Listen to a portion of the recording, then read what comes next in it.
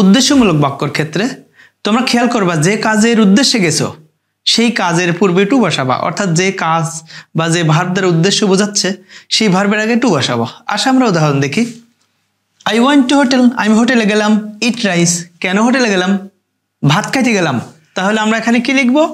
Two eat rice. ঠিক একইভাবে যদি আমরা এরকম কোনো বাক্য পাই, আই ওয়েন্ট টু স্কুল, আমি স্কুলে গেলাম। কেন গেলাম? পড়তে। তাহলে কি লিখবো? To read. একইভাবে যদি এরকম পাই, I am going to market, আমি মার্কেটে যাচ্ছি। কেন যাচ্ছি? কাপড় কিনতে। তাহলে কি লিখবো? To buy cloth. মূল কথা হচ্ছে যে শব্দটা দ্বারা বা যে ভাবটা দ্বারা উদ্দেশ্য বোঝাবে সেই ভাবটার আগে আমরা টু বসাবো। আশা করি তোমরা বুঝতে পেরেছ। আসো এবার আমরা পরবর্তী রূপগুলি নিয়ে কথা বলি। আসো এবার আমরা কন্ডিশনাল সেন্টেন্স সম্পর্কে আলোচনা করি। কন্ডিশনাল সেন্টেন্স রাইট ফর্ম ভার্বের গুরুত্বপূর্ণ একটা স্থান দখল করে রয়েছে। সুতরাং কন্ডিশনাল সেন্টেন্স সম্পর্কে খুঁটিনাটি ধারণা থাকা অবশ্যই আমাদের জন্য দরকার। যাই হোক, কন্ডিশনাল সেন্টেন্স হচ্ছে 4 প্রকার: zero conditional, first conditional, second conditional এবং থার্ড কন্ডিশনাল। আমার এই মুহূর্তের আলোচনার বিষয় হচ্ছে ফার্স্ট কন্ডিশনাল সম্পর্কে। ফার্স্ট কন্ডিশনাল হচ্ছে কি, ইফ যুক্ত সেন্টেন্সটি যদি বা ইফ যুক্ত ক্লজটি যদি প্রেজেন্ট টেন্স হয়ে থাকে, অবশ্যই পরবর্তী ক্লজটি ফিউচার ইনডিফিনিট টেন্স হবে। আবার বলছি, ইফ যুক্ত ক্লজটি প্রেজেন্ট ইনডিফিনিট টেন্স হলে পরবর্তী ক্লজটি অবশ্যই ফিউচার ইনডিফিনিট টেন্স হবে। একটা উদাহরণ দেখো, ইফ ইউ কাম, তুমি যদি আসো। দেখো, ইফ যুক্ত অংশটুকু প্রেজেন্ট টেন্স আছে, এই জন্য পরবর্তী অংশটুকু কি হয়েছে? I will help you, future indefinite টেন্সে হয়েছে। কিন্তু আমরা প্রবলেম বোধ করি যখন রাইট ফর্ম ভার্বে কম বেশ করে দেওয়া থাকে। রাইট ফর্ম ভার্বে কেমন থাকে? কথার কথা দেখো, বাক্যটা এরকম থাকলো, ইফ ইট রেইনস, যদি বৃষ্টি হয়। প্রথম অংশটুকু প্রেজেন্ট টেন্সেই দেওয়া রয়েছে, কিন্তু পরবর্তী অংশটুকু কি থাকে? আই গো, কথার কথা, দেয়ার, আই গো দেয়ার। তাহলে এখানেই কিন্তু মূলত কারিশমা, যে এখানে কি করতে হবে। আসলে আমাদেরকে ওই সূত্র খেয়াল করতে হবে যে যদি ইফ ক্লজটি প্রেজেন্ট টেন্স হয়, পরবর্তী ক্লজটি ফিউচার টেন্স হবে। দেখো, ইফ ক্লজটি কিন্তু প্রেজেন্ট টেন্সে রয়েছে, পরবর্তী ক্লজটি তাহলে সূত্র অনুযায়ী আমাদেরকে ফিউচার টেন্স করতে হবে। ফিউচার টেন্স যদি করতে যাই তাহলে কি হবে? Will go, I will go there. অর্থাৎ ফিউচার টেন্সের ক্ষেত্রে আমরা উইল হেল্পিং ভার্ব নিলাম। আসলে বৃষ্টি হলে কি আমরা যাই? বৃষ্টি হলে আমরা যাওয়াকে পোস্টপোন করি, বাদ দিই। তাহলে আমরা অতিরিক্ত একটা নট দিব যদি মনে হয় যে আমি যাব না। আর যদি এরকম হয় যে যদি বৃষ্টি হয় আমি বৃষ্টিতে খেলতে যাব, সেক্ষেত্রে ডিফারেন্ট ইস্যু, নট আমরা দিব না। মূল কথা হচ্ছে আমরা খেয়াল করবো ইফযুক্ত অংশ প্রেজেন্ট টেন্স আছে কিনা। প্রেজেন্ট টেন্স থাকলে পর অংশ ফিউচার টেন্স দেবো। ঠিক একইভাবে অনেক সময় এরকমও থাকে যে ইফ যুক্ত অংশটুকুতেই মূলত রাইট ফর্ম মূল ভার্বে ঝামেলা করা আছে, পরবর্তী অংশটুকু ঠিক আছে। যেমন কথার কথা, if I went, if I went,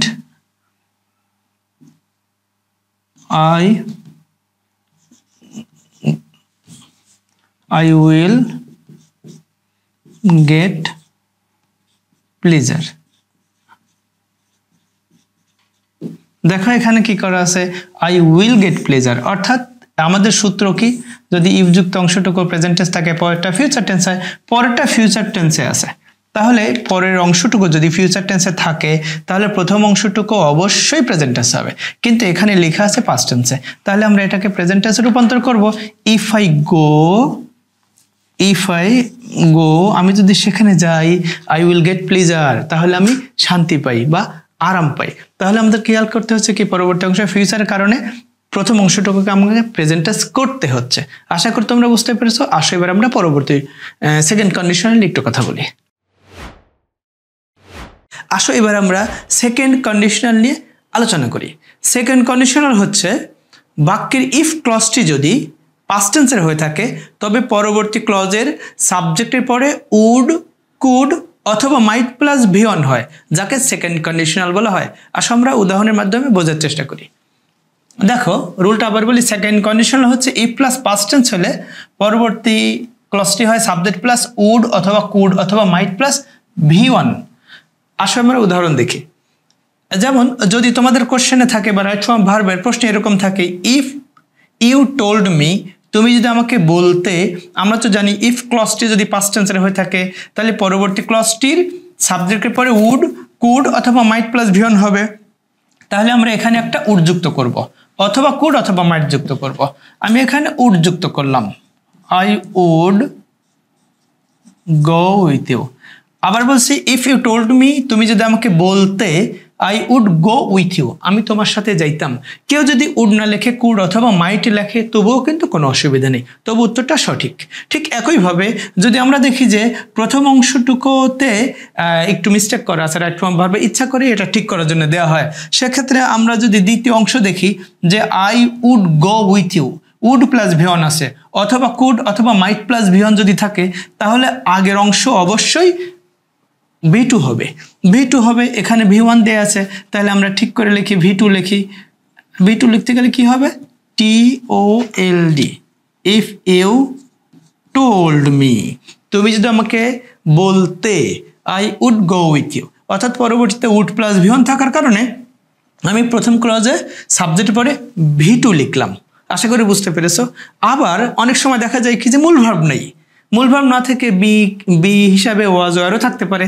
যেমন উদাহরণ দেখো, ইফ আই ওয়ার ইউ, আমি যদি তুমি হতাম, এটা আসলে বি এর V2 second form were. If I were you, আমি যদি তুমি হতাম।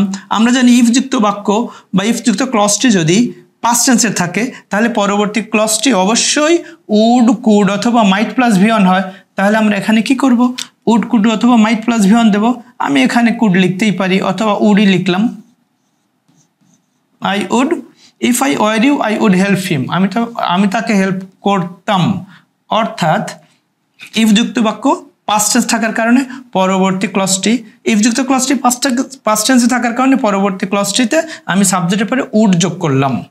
এটা পাস্ট টেন্স ছিল সেই কারণে। কেউ যদি কুড অথবা মাইট প্লাস ভিওন লেখে তবুও কিন্তু কোনো অসুবিধা নেই। ঠিক একইভাবে যদি আমরা দেখি যে ইফ যুক্ত অংশেই মূলত রাইট ফর্ম ভার্বটা ঠিক করতে হবে।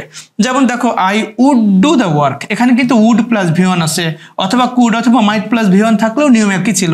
সেক্ষেত্রে আমরা ইফ অংশটুকুতে বিকে আমরা V2-তে নিয়ে আসবো। বিকে V2-তে নিয়ে আসলে কি হবে? ওয়ার হয়ে যাবে। তাহলে কি হবে? If I were you. এখন তোমাদের মনে প্রশ্ন আসতে পারে যে আই এর পরে তো সবসময় ওয়াজ বসে, আপনি আবার এখানে ওয়ার বলছেন কেন? আসলে ইফের পরে যদি সাবজেক্ট থাকে তারপর ওয়াজ বসে না, কখনো ওয়ারটাই দিতে হয়। তাহলে মূল কথা হচ্ছে ইফ যুক্ত বাক্যের অংশটুকু যদি পাস্ট টেন্সে থাকে, অন্য অংশটুকু সাবজেক্টের পরে উড কুড অথবা মাইট প্লাস ভিওন দিয়ে কমপ্লিট করতে হয়। আশা করি তোমরা বুঝতে পেরেছো। আসো এবার আমরা থার্ড কন্ডিশনাল নিয়ে কথা বলি। থার্ড কন্ডিশনাল হচ্ছে সেন্টেন্সের ইফ ক্লজটি যদি পাস্ট পারফেক্ট টেন্স হয়ে থাকে তবে অপর ক্লজটির সাবজেক্টের পরে উড কুড অথবা মাইট হ্যাভ প্লাস V3 হয়। আবার বলছি, ইফ যুক্ত ক্লজটি যদি পাস্ট পারফেক্ট টেন্স হয় তাহলে পরবর্তী ক্লজটি পারফেক্ট কন্ডিশনাল হয়, অর্থাৎ সাবজেক্টের পরে উড হ্যাভ কুড হ্যাভ অথবা মাইট হ্যাভ প্লাস V3 হয়। আর আমরা উদাহরণের মাধ্যমে বোঝার চেষ্টা করি। দেখো, if you had invited me, তুমি যদি আমাকে ইনভাইট করতা। আমি তোমাদেরকে আগেই বলেছি সেন্টেন্সের ইফ ক্লজটি যদি পাস্ট পারফেক্ট টেন্স হয় এবং এর পরে যদি রাইট ফর্ম ভার্বের কোনো একটা অপশন থাকে তাহলে তোমাকে মনে রাখতে হবে পরবর্তী ক্লজের সাবজেক্টের পরে উড হ্যাভ অথবা কুড হ্যাভ অথবা মাইট হ্যাভ প্লাস V3 হয়।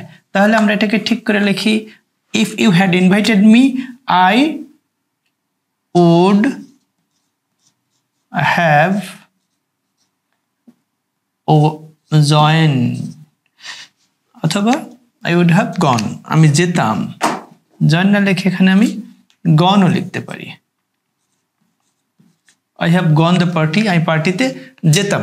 আবার বলছি ইফ ক্লজটি পাস্ট পারফেক্ট টেন্স হওয়ার কারণে পরবর্তী ক্লজের সাবজেক্টের পর উড হ্যাভ প্লাস V3 করা হয়েছে। কেউ যদি কুড হ্যাভ অথবা মাইট হ্যাভ লেখে তবুও কোনো ভুল হবে না। আবার একইভাবে যদি আমরা দেখি যে ইফ ক্লজের মধ্যে মূলত ভার্বের অপশনটা আছে, ভার্বটা ঠিক করতে হবে, তাহলে আমরা খেয়াল করব যে কমার পরে পরবর্তী ক্লজে আসলে কি আছে। পরবর্তী ক্লজটা যদি উড হ্যাভ প্লাস V3 থাকে, আমরা তো জানি পাস্ট থার্ড কন্ডিশনালি শুধুমাত্র উড হ্যাভ প্লাস V3 হয়। ইফ ক্লজটি যদি পাস্ট পারফেক্ট টেন্স হয় তাহলে উড হ্যাভ প্লাস V3 যেহেতু এখানে আছে তাহলে আমরা প্রথম ক্লজে সাবজেক্টের পরে কি করব? পাস্ট পারফেক্ট টেন্স করব। পাস্ট পারফেক্ট টেন্স যদি আমরা করি তাহলে আমাদের তো স্ট্রাকচার জানাই আছে, সাবজেক্টের পরে হ্যাড প্লাস V3 হবে। If I had known, if I had known your mobile number অথবা if I had known your number, আমি যদি জানতাম তোমার নাম্বারটি I would have called you, আমি তোমাকে কল করতাম। তুমি যদি লেখো কুড হ্যাভ অথবা মাইট হ্যাভ প্লাস V3 তবুও কিন্তু কোনো অসুবিধা নাই। আশা করি বুঝতে পেরেছ।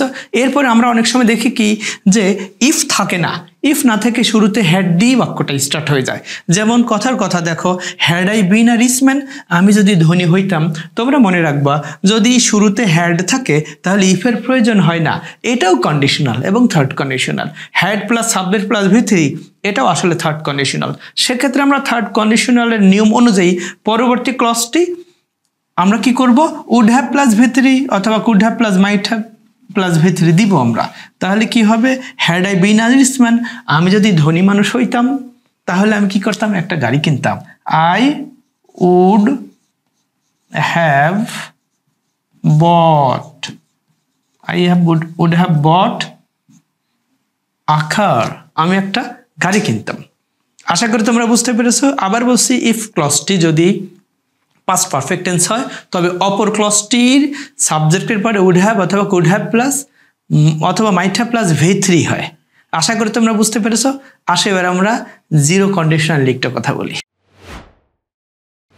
জিরো কন্ডিশনাল হচ্ছে সেন্টেন্সের ইফ ক্লজটি যদি প্রেজেন্ট টেন্স হয় তবে অপর ক্লজটিও প্রেজেন্ট টেন্সে হতে পারে, তবে এখানে শর্ত হচ্ছে অবশ্যই সেন্টেন্সটি ইউনিভার্সালি ট্রুথ অথবা সায়েন্টিফিক্যালি প্রুভড হতে হবে। আসো উদাহরণের মাধ্যমে বোঝার চেষ্টা করি। দেখো, ইফ ইউ ট্রাই মোর, এটাইতেই আমাদের রাইট ফর্ম ভার্বটা ঠিক করতে হবে। If you try more you can get good marks. দেখো, ইউ ক্যান গেট, ক্যান কিন্তু অবশ্যই প্রেজেন্ট টেন্স নির্দেশ করে, কারণ কুড হচ্ছে পাস্ট টেন্স নির্দেশ করে। তাহলে দেখো কমার পরের ক্লজটিতে কি আছে, you can get good marks, তুমি ভালো মার্কস পেতে পারো। তাহলে এখানে ইফযুক্ত বাক্য আমরা অবশ্যই প্রেজেন্ট টেন্সে লিখবো, তার কারণ পরবর্তী অংশ প্রেজেন্ট টেন্সে আছে। তাহলে আমরা প্রেজেন্ট টেন্সে যদি লিখি তাহলে দেখো ট্রাই এখানে কোনো পরিবর্তনই হচ্ছে না, অর্থাৎ ট্রাই এটাই মূলত প্রেজেন্ট টেন্সে আছে। তোমরা রাইট ফর্ম ভার্বের ক্ষেত্রে অনেক সময় দেখবা যে ভার্ব যেটা আছে সেটাই হবে উত্তর, চেঞ্জ করতে হবে না। সুতরাং রাইট ফর্ম ভার্বের অপশন আছে আর তুমি চেঞ্জ করে ফেলবা, নো, এটা যে চেঞ্জ করতে হবে না, এটা বুঝতে পারাও তো একটা যোগ্যতা, এটা জানার একটা ব্যাপার। সুতরাং তুমি যদি দেখো যে কমার পরের ক্লজটি প্রেজেন্ট টেন্সে আছে তাহলে অবশ্যই আগের ক্লজটি তুমি প্রেজেন্ট টেন্সে লিখবা। এরপর আরেকটা উদাহরণ দেখি। দেখো, ইফ ইট রেইনস, যদি বৃষ্টি হয়। দেখো আমরা সবাই জানি বৃষ্টি হলে রাস্তা ভিজে যায়, বিশেষ করে কাঁচা রাস্তাগুলো কাদাযুক্ত হয়ে যায়, পিচ্ছিল হয়ে যায়, মাডি হয়ে যায়। তাহলে ইফ ইট রেইনস, যদি বৃষ্টি হয়, দ্য রোড বিকাম মাডি, রাস্তা মাটি হয়ে যায়। বৃষ্টি হলে রাস্তা মাটি হয়, এটা তো একদম লজিক্যালি কথা। সুতরাং আমরা এখানে কি করব, প্রেজেন্ট টেন্স করব। এখন এখানে দেখো দ্য রোড, যেহেতু এটা থার্ড পারসন সিঙ্গুলার নাম্বার, আমরা তো জানি থার্ড পারসন সিঙ্গুলার নাম্বার যদি সাবজেক্ট হয়ে থাকে তাহলে ভার্বের শেষে এস বা ইএস এর একটা ব্যাপার থাকে।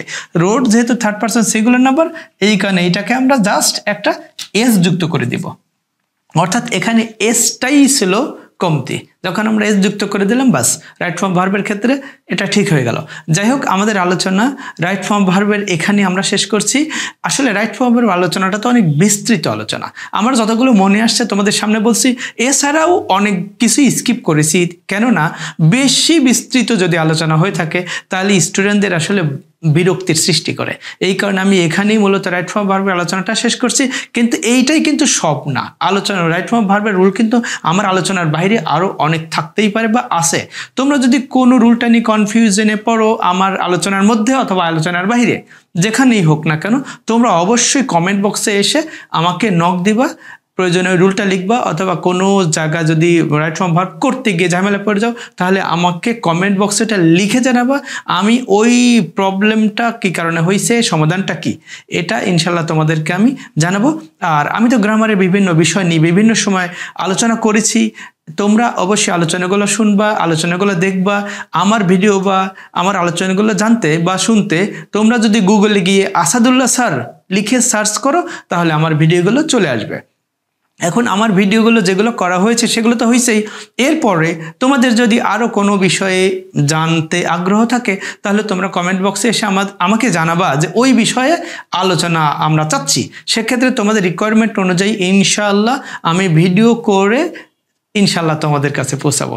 যাই হোক, আমাদের সাথেই থাকো পরবর্তী আলোচনা জানার জন্য, শোনার জন্য, দেখার জন্য। আসসালামু আলাইকুম রহমতুল্লাহ ওয়া বারাকাতুহু।